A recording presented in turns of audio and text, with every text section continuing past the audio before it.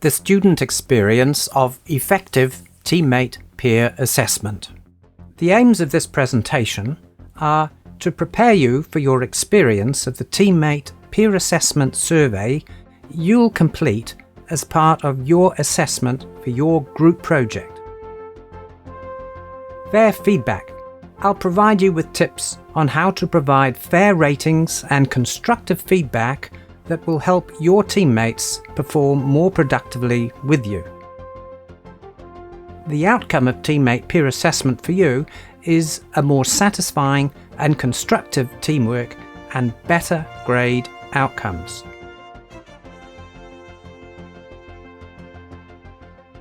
This is an overview of what we'll cover in this presentation. First, I'll explain the purpose. Why do we undertake teammate peer assessment? I'll look at the survey structure, the sequence, the components, and the best practice that you can take when you complete the survey. Exceptions. There are mechanisms in the survey about how you can raise alerts to the teacher about mistakes in team composition or unsafe teamwork practices. Notifications. Throughout the survey, you'll receive messages sent from the Peer Assess Pro platform that require your prompt attention. For example, where you complete the survey on your LMS, requests to reconsider your responses that come from the teacher, and when you can review your feedback report. Finally, there's the feedback report. We'll look at how you interpret the personalised feedback report you will get from the platform once everyone in your team has completed the peer assessment. The purpose of teammate peer assessment. First of all, it's fair contribution. The survey collects evidence from your teammates as the basis for determining a valid and fair contribution-based grade for your group assignment. High performers will be rewarded with a higher grade. Lower contributors will gain a lower grade than the intermediate or average contributing team member. This also helps reduce the likelihood of free riding by students who want to spend their time elsewhere rather than in your group work. Struggling teammates. The survey provides a mechanism through which you may signal to your teacher those students, or even yourself, in your team who were overconfident, absent, dominating, or unsafe. The survey design helps you signal other issues to the teacher. For example, you can alert the teacher to unhealthy teamwork behaviour or administrative mistakes in your team's membership.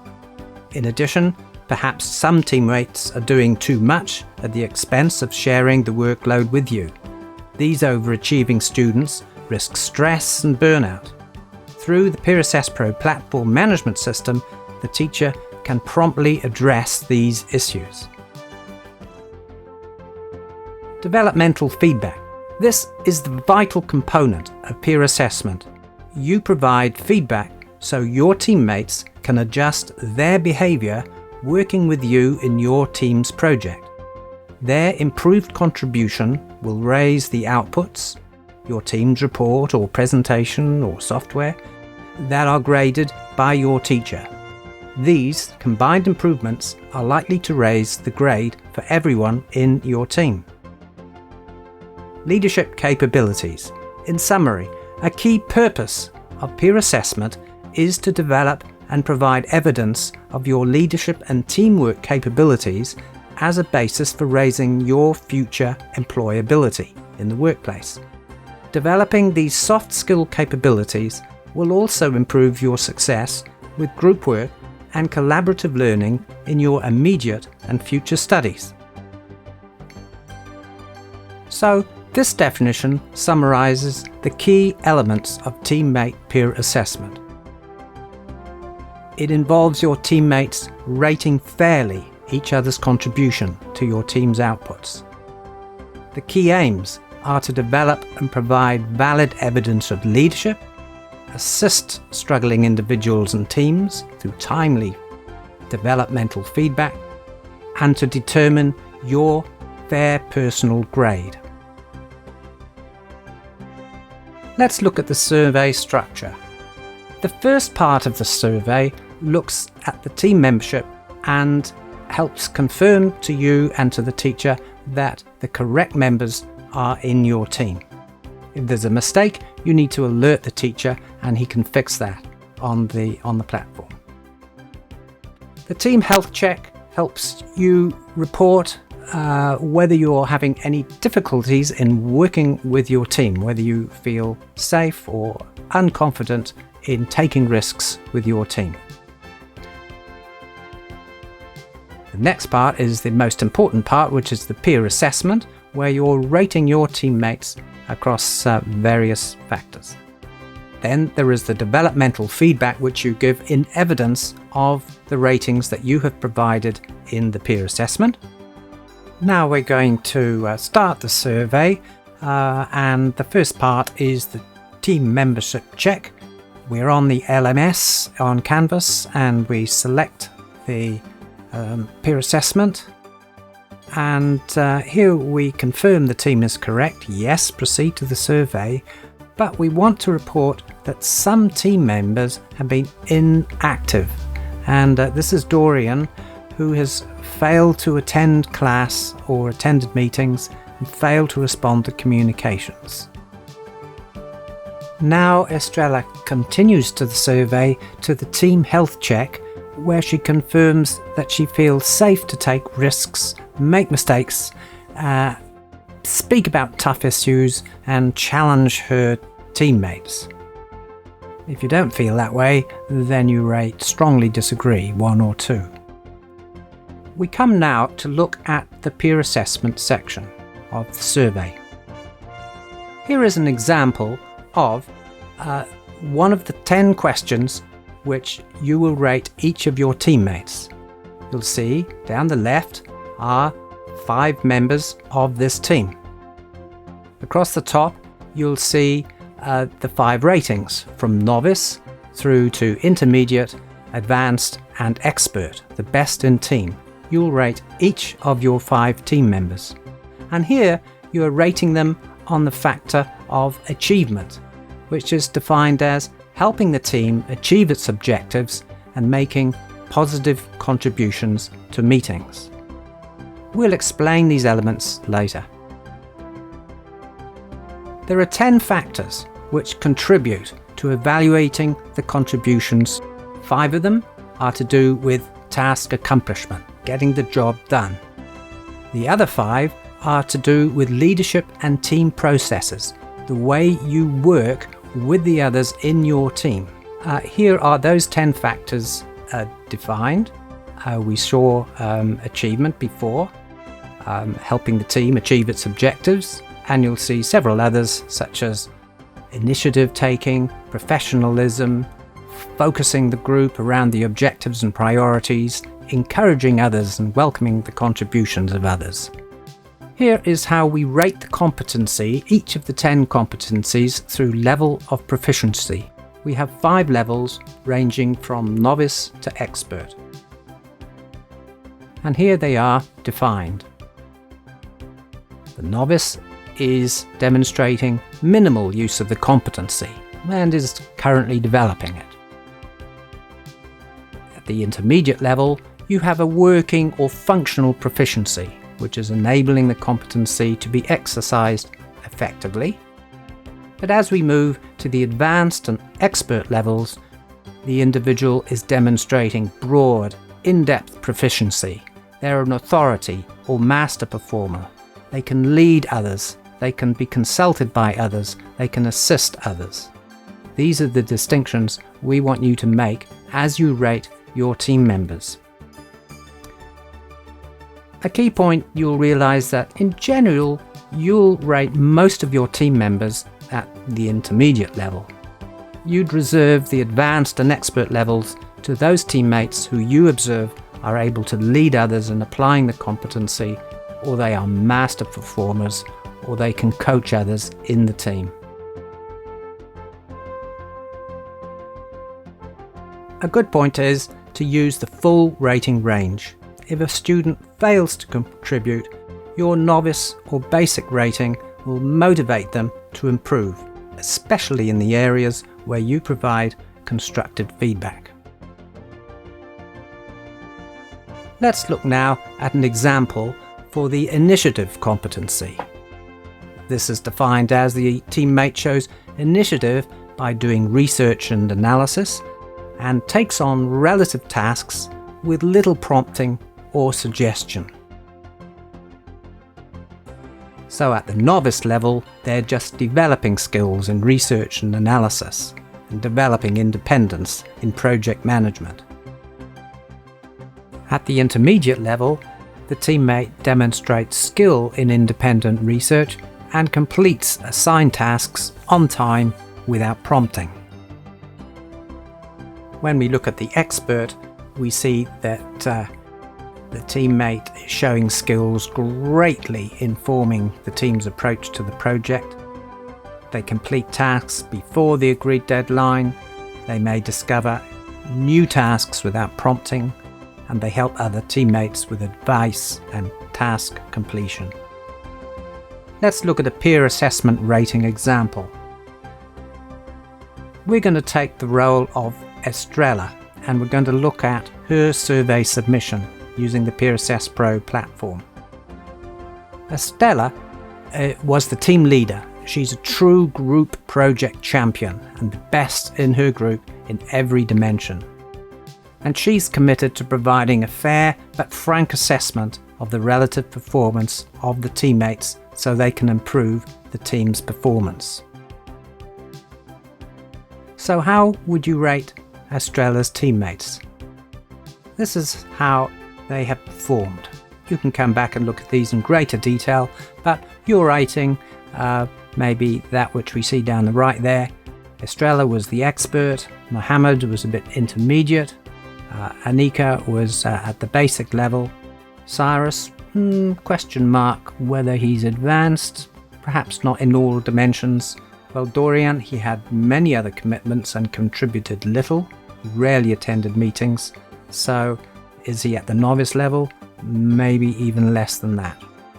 We are back to the survey, and here we see Estrella rating her teammates. She rates herself as well, and she's rating them against the scenario that we described earlier. Ideally, you should proceed right through to the end of the survey and submit the results, but you can pause and come back later. You might need to refresh your browser and re-enter, but all your submissions to date will be there, and if you want to change them, you will be able to make adjustments to them as well. Just remember to submit right at the very end. Developmental feedback. This is where you provide evidence in support of the ratings that you gave before. It may be productive or ineffective behaviours that you've seen which provide evidence for the ratings.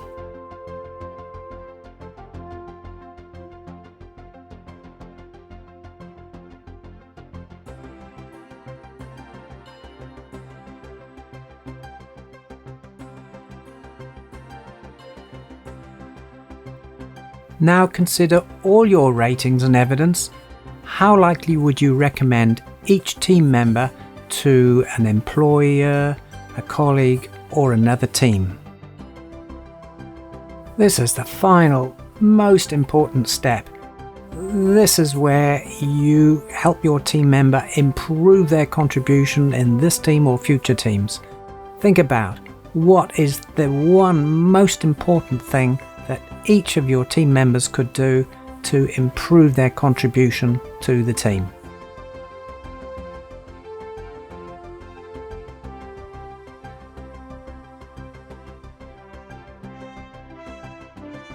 Here is your chance to give some anonymous feedback to your teacher about how they could improve the effectiveness of teamwork in the course. You confirm that your assessment has been fair and honest. You make your submission and you will be able to review your submission, but you won't be able to see any results until everyone from your team has submitted and the teacher has published the results. The platform provides you with the mechanism to signal exceptions to the teacher. For example, there may have been a student who was inactive. He failed to contribute or failed to respond to communications. Maybe you've been placed in the incorrect team, or maybe other students need to be brought into your team or transferred to another team. In this example of reporting a notification, Jocelyn Hover is reporting that other team members should be added or removed from her team's membership. So first she will select the new team members, which are going to be Jaylee, Grey Warblers, and these are the team members that are going to be removed. Pete Nonsuch, and she also wants to report an inactive team member. Yes, and that's June McKinney, who failed to attend. When the teacher has corrected the team arrangement, you'll be able to complete the survey starting right from the beginning.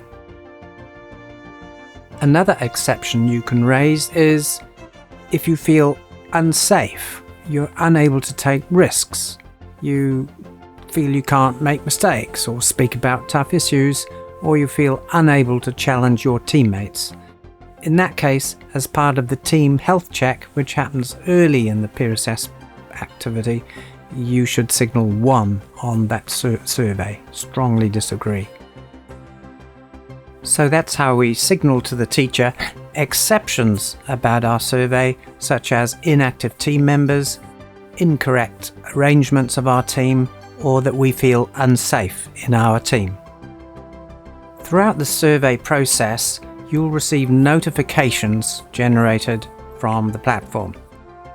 First, you'll learn where to submit the survey. During the survey, you may receive a notification if you have been unfair in your assessment of other team members, or if you appear to be struggling in the group assignment, or if you were unrealistic in your assessment of other members of the team. Finally, you'll receive notification of where you'll be able to locate the feedback report that's generated when all team members have made their peer assessments. In general, the notification will be delivered through your LMS messaging system and may also be relayed to you through your email, depending on your notification settings that you've set up on your LMS. Here's the notification you'll receive for submitting your survey on the LMS. There's a URL which connects directly to the activity on your LMS. There's the team composition, which the teacher has assigned to your group. And finally, there are links to frequently asked questions which will help you as you prepare for the survey. This is the notification sent by a teacher to a struggling student who's not able to contribute productively with her team. Note that in this case, the teacher invites you to meet to discuss the safety issue and explore how he can work with the team to improve its future processes, leaderships and outputs, so there's a more productive working relationship amongst all the team members.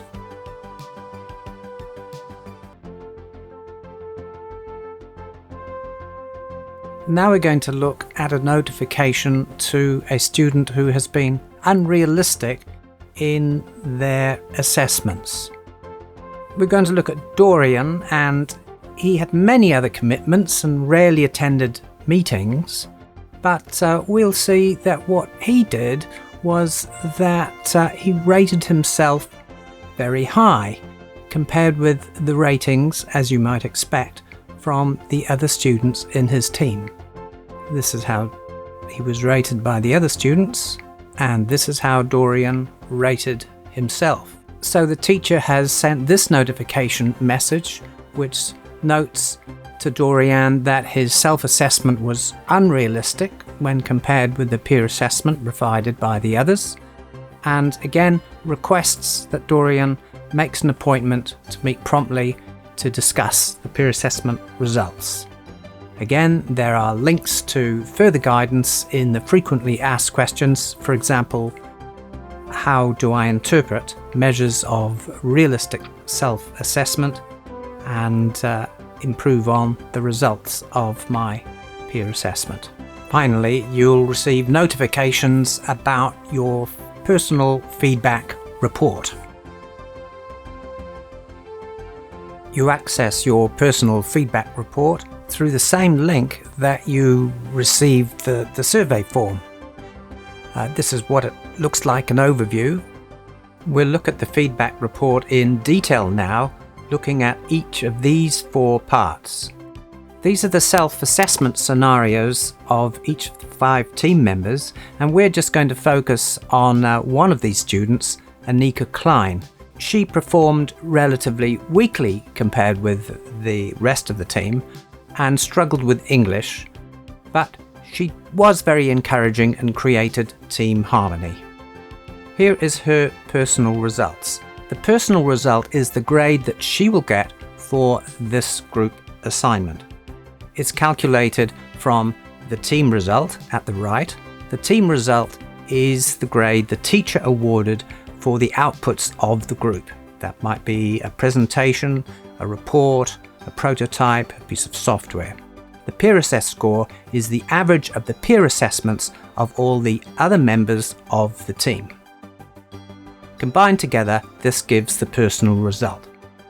A particular point is that Annika got a personal result that was less than the team result, and that's because her peer assess score was below average compared with the rest of the team. I'll explain the maths of how this is calculated later on in this presentation. Now we look at Annika's strengths and opportunities for development. The spider chart shows the 10 competencies that were rated by the other members of the team. Here we see the relative strengths of Annika, which are her ability to manage conflict and build harmony in the team, to listen, welcome and encourage contribution from others. Her areas for development are being more professional in her contributions and bringing ideas and learning to the team. Here we see how Annika rates herself, and you can see it's quite clear that she rates herself in most dimensions far greater than the other members of her team expressed. And here shows the class average for the class as a whole. Now we look at the developmental feedback given by the team to Annika. The 4 team members' comments are anonymized. First of all, someone appreciates her exceptional approach to helping everyone contribute their ideas. Someone else noted how she went above and beyond in promoting collaboration and making sure that everyone was heard and valued. But they've mentioned her need to work on raising the quality and professionalism of her written and spoken task outputs. The developmental feedback is perhaps the most important part of the feedback that she receives. Clearly, Annika has received the advice to improve her English language and writing capability. Consider joining Toastmasters. Another person has suggested she should get help from the University Language Coaching Centre. Another person reinforced the positive attributes that Annika brought to the team, particularly the way that she handled conflicts in a positive and productive manner, and frequently checked in to offer assistance to other people in the team. Keep up those good works, Annika. This is the feedback that Annika gave to her peers, to her teammates. The point of including this is when the team gets to discuss their results and clarify any misconceptions in the feedback, Annika is able to look back at the feedback she gave to the other members of her team. Finally, we look at measures of self-assessment. How realistic is Annika in the rating that she gave herself? We saw from the spider chart before that she was unrealistic in several of the 10 competencies, overrating herself in about 6 or 7 of them. This is an aggregate measure, and the ratio of the peer assessed score awarded by the other team members is 39 here, divided by the self-assessed score. The result is 75. A score of 75 or less, about 1/6 of the class will score 75 or less. If it's 100, then your self-assessment matches the rating given by the others. That's a realistic self-assessment. So Annika, we can say, is slightly overconfident in her capabilities. In this second example, we'll highlight some additional features of the personal feedback. Here we're looking at Cyrus. He was always well prepared and submitted to an extremely high standard, but he was argumentative and dismissed the contributions of his teammates. When we look at what was going on in his mind when he came to rate his team, he felt that he was the true team leader. In previous courses, he'd had conflicts with Estrella, and he continued to have conflicts in this course. So he's going to take the opportunity to rate Estrella with the lowest scores. Personal result. Now, because of his overall high contribution, he earned a personal result of 67, which is higher than the team result. However, when we look at the contributions across all the 10 rating characteristics, we see that he is strong in contribution and professionalism, ideas and focus. However, the areas for improvement are encouraging the contributions from others, listening and welcoming from others, and improve conflict management and harmony. He thought he was the leader, and as you see, he did rate himself high in all attributes. He did recognize that perhaps he did need to improve his listening and conflict management. And again, when we put in the class average, we see how his marks by others are certainly above the class average. Developmental feedback. People are generally remarking on the high standard of work that he contributed well ahead of agreed deadlines, but there is a remark: you did not listen actively to others and failed to acknowledge their contributions.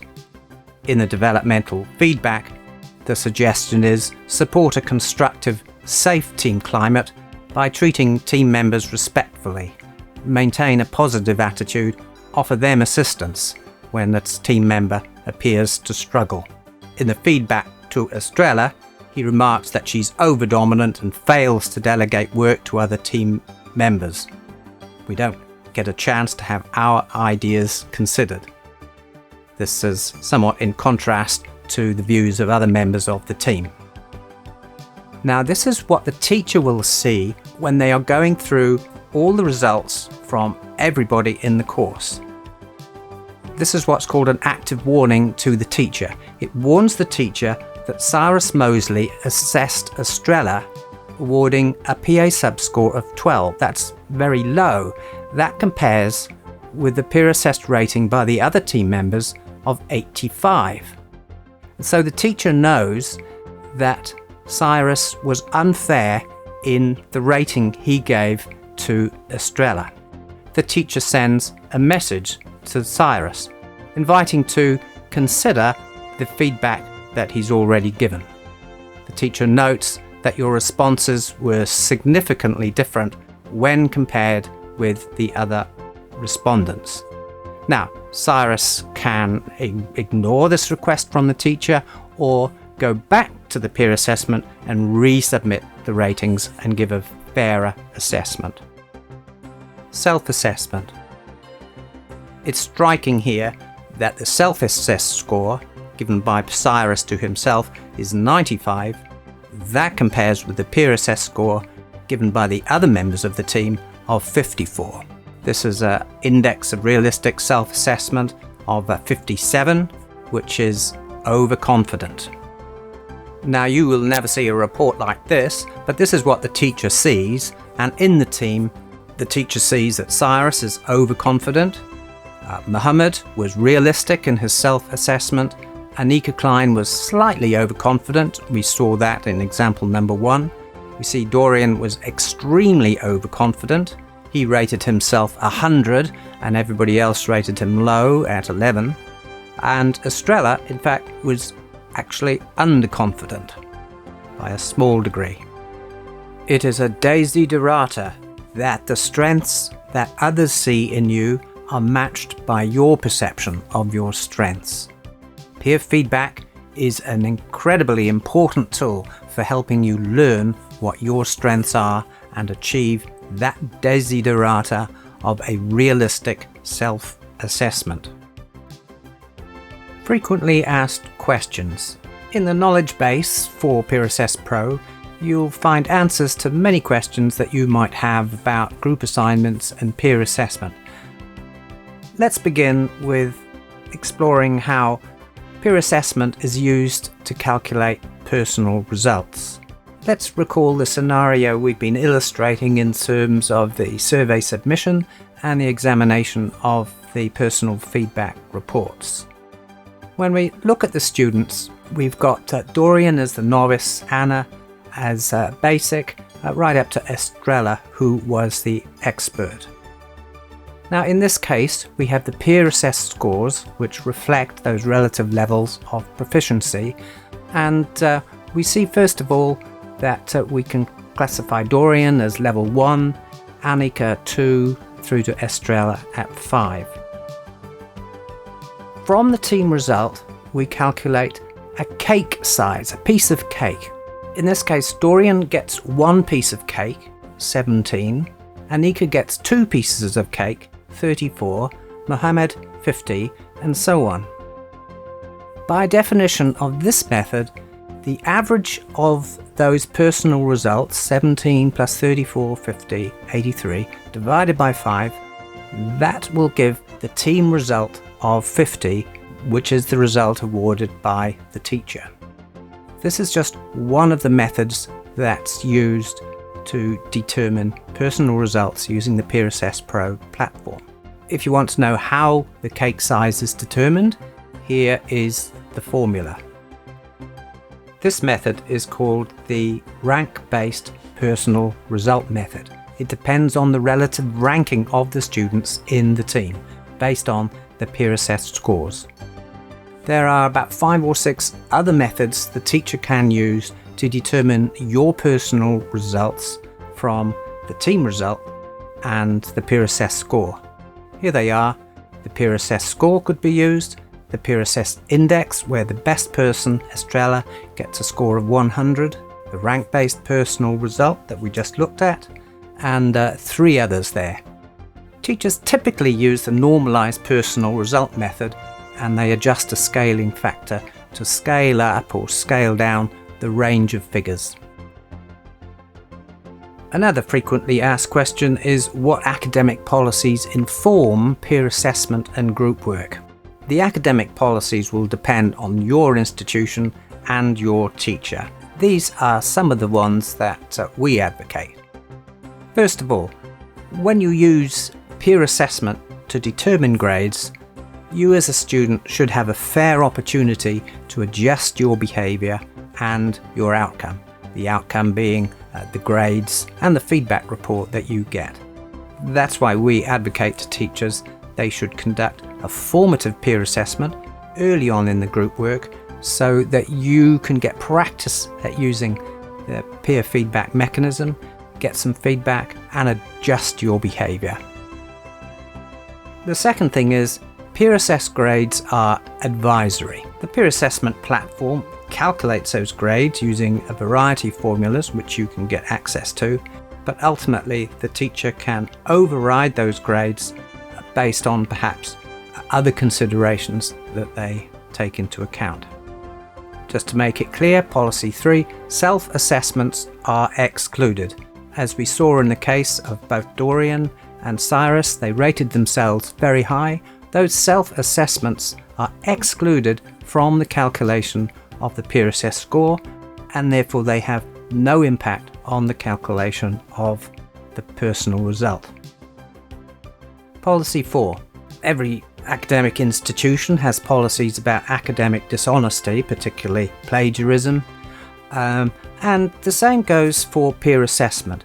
If you are dishonest in your peer assessment, if you unfairly rate people, or you give particularly harsh feedback that's not constructive, that can be regarded as academically dishonest. And ultimately, the teacher has the option of putting you into a team of one if you aren't being constructive in your group work and your peer assessment. Here are some more of the frequently asked questions which you can find online at the Peer Assess Pro knowledge base, resources for students. In summary, the purpose of peer assessment is to deliver better feedback to your teammates, and as a result, your teamwork behaviour improves. Better feedback, better teams. Welcome to Teammate Peer Assessment using the Peer Assess Pro platform.